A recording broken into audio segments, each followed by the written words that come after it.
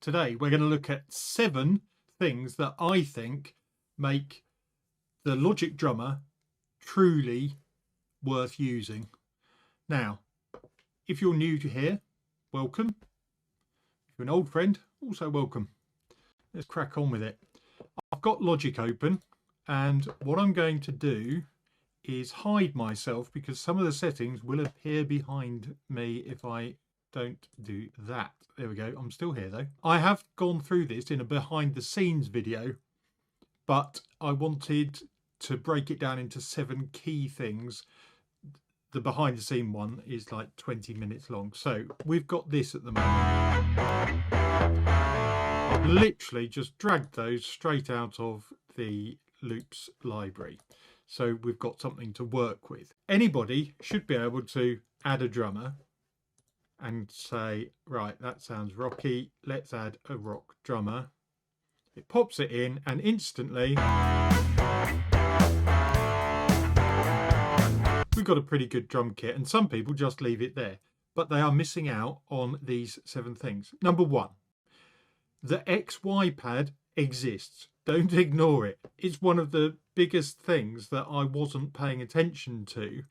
But you notice you've got loud to soft, simple to complex. Depending on where you put the little puck, changes the rhythm. So let's enlarge that so we can see it happening. So loud and complex, soft and simple. Notice this is different from the fill knob. Okay, if we've got loud and complex, we can have lots of fills or no fills. Okay, but it's still loud and complex, not soft and simple. And there we can put fills in. Also remember, fills, as the value goes up, not only does it increase the number of fills, it increases the length of the fill as well. So you get the longest and most up there. So even small variations here can make quite a big difference. So we've got quite a big fill there. Drop it down and it's completely changed. So small changes, really helpful, but don't forget about the XY pad because that's great for getting your general setting correct to start with. Okay, number 2, I don't believe I missed this for so long, but there are lock buttons. So next to fills, once you've got this fine-tuned, click the little lock so you don't accidentally come in, because like we just saw, a small little change can affect the pattern quite dramatically. I should probably show you also the difference with an electric kit.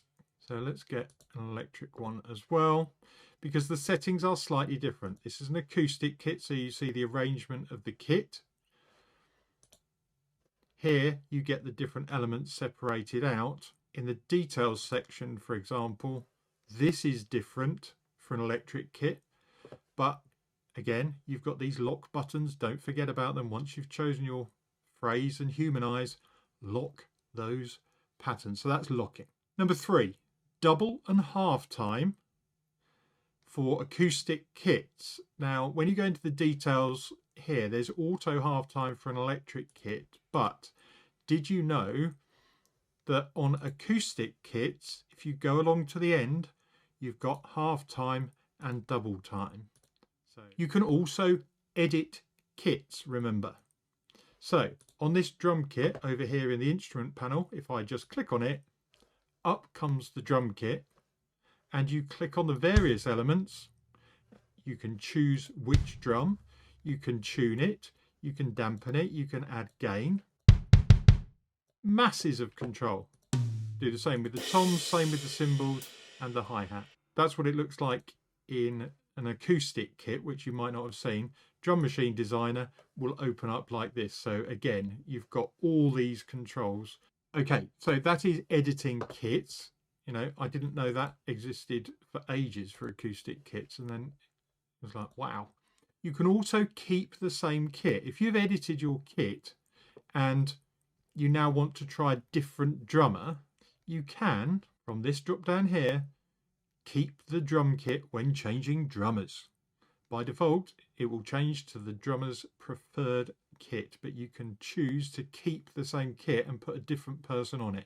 Then we've got producer kits. If you've got an electric kit here, you will see a track stack that will open up. So you have control over everything. But on an acoustic kit, you can't see that because it just doesn't exist on this SoCal kit. But if you would like to control each of the elements, a bit like you do with the electric kits, what you do is you remember what kit they're on, so SoCal, but you go to Producer Kits and you find the SoCal Plus kit.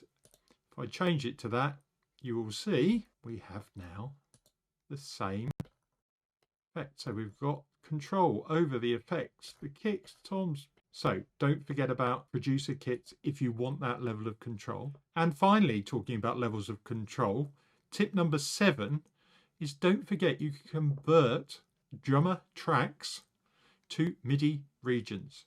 You just right click, go down to convert to MIDI region.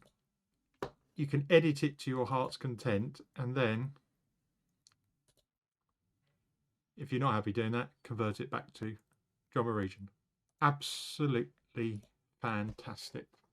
I hope you found that useful. There's 7 things that I just didn't, well, they slowly came along as I learned how drummer worked, and each one was pretty much a, oh, that's really handy moment. Did you like and subscribe? Always appreciated, and I will see you in the next video. Bye for now.